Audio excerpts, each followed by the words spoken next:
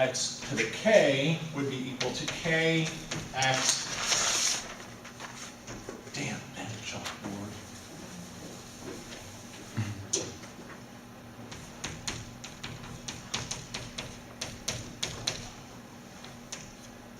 Right, so that's what we have.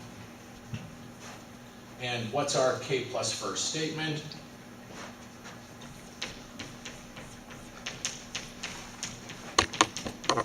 Right, that would be our k plus first statement. So what would f prime be?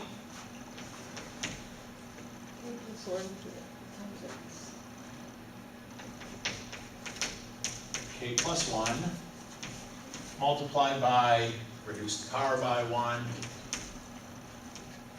x to the k.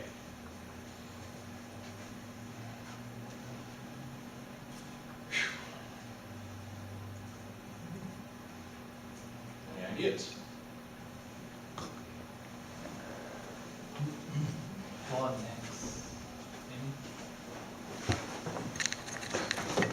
One of the things we've seen in a couple examples that proves useful is when we have a power of k plus 1, we can think about it as a product, right, for the k 4 to 1. So there's no reason we shouldn't be able to, right, look at our function in the k plus first statement and think of it as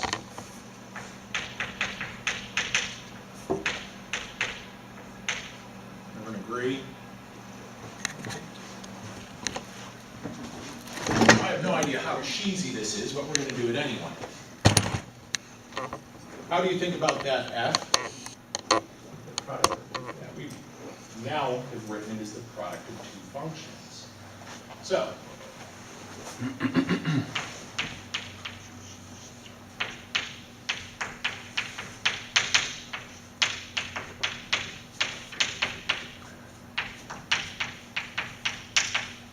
what's the product rule suggest for those of you who've done your 251?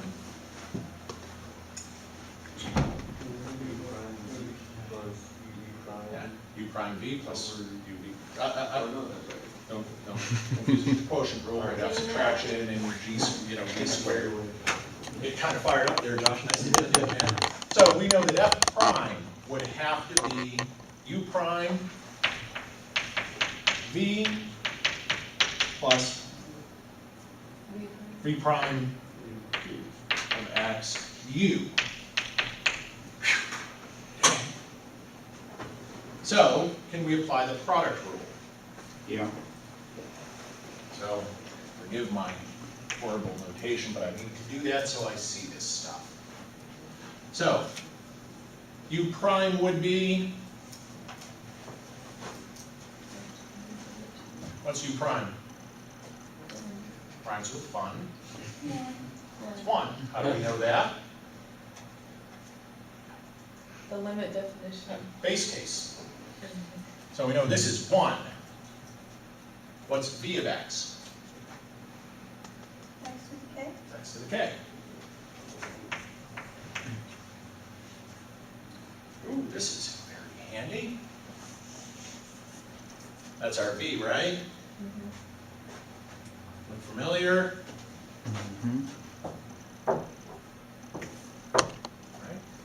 So, plus. So what's our v prime? K times to the K minus 1. k minus 1, right? We can apply the power rule to that by our inductive hypothesis. So that gives us k x to the k minus 1. And of course, what's u of x? X. X. All right, let's see if we can do some algebra there. The first term of that sum is, it's a lot like x to the k. Just making sure. What's our second term? Yeah. Yeah. Here we're going to build up our powers rather than deconstruct, which we've used a couple times.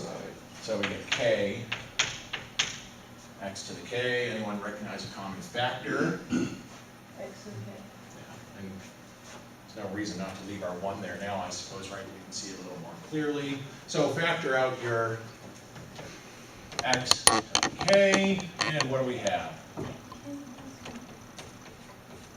Now, of course, final step, this is the most fun of all. Tell me that's what we wanted. Yep. So now, you have even more permission to use the power rule. Maybe just a little more than you had before. Right, so I mean, a lot of us have just used it plenty of times, but that's a way to show that the power rule is going to work for any positive value of n bigger than or equal to 1. This one was kind of cool because you notice that we actually use the inductive the base case, right, and both the base case and the inductive hypothesis, whereas the other examples were mostly screwing around with the inductive hypothesis to get the result. There we go. I'm not sure we want to do the next one, but what the heck. It's interesting, we'll at least get it started.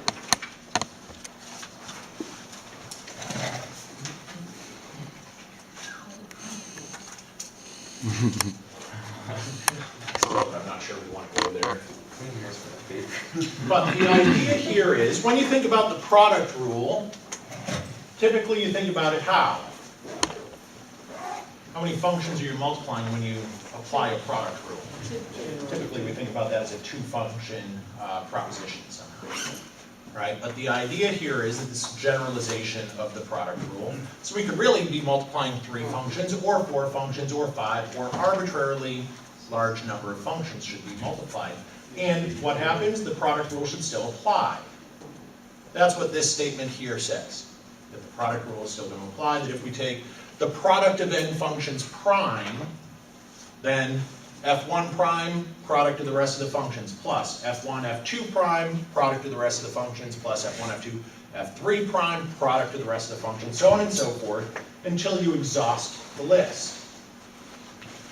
So, clearly we're not going to write it all, because this, I mean, heck, it's getting people up and out of the room now. Gotta go to work. So this to me was an interesting example of induction. I think we can stop here. What's your base case going to be here? Just the 1 function. Is it though? I mean, when I was thinking about this one, I was thinking, what's the smallest number of functions you can multiply and have a product? 2. Yeah, the base case here is really n equals 2, right? Because even if we just think of f of x as sort of a trivial product, I think of like 1 times that. it's 1 times f of x, and 1 is a function, right? So really, it's a 2-function product. You know, and again, that's, you know, we could let some smarter folks than I argue about the technicality there. But it's interesting in that respect, where our base case here would have to be 2 functions, right? Which means, in order to run this proof, what would we have to be able to prove?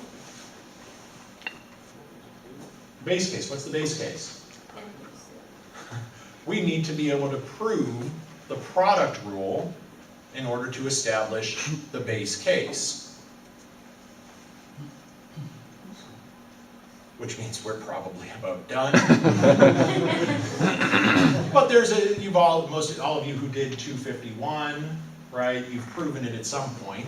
You use sort of a geometric argument to get there, and it's kind of cool and lots of fun. And what do you do after you've proven it? You write down the product rule, and you use the product rule typically, right? Yeah, we've all done that. Anyway, so there you go. There's your introduction to this technique called mathematical induction. And I printed up a series of exercises for everyone. Combination of some of the earlier examples, like, you know, the summing the numbers and summing squares and that stuff that you can prove, and then a couple of divisibility examples, and then a couple more similar to the example we had where, well, it's gone by now, the inequality example, so some similar ones. As I hand this out, once I give everyone a copy, I'm expecting you'll all go home and like swear around me, because that's how we roll in the hood. That's what we can say, right, John? That's how we roll in the hood. There is a typo on divisibility A. I didn't pick tab in my editor, so I'm going to fix that before I let you go.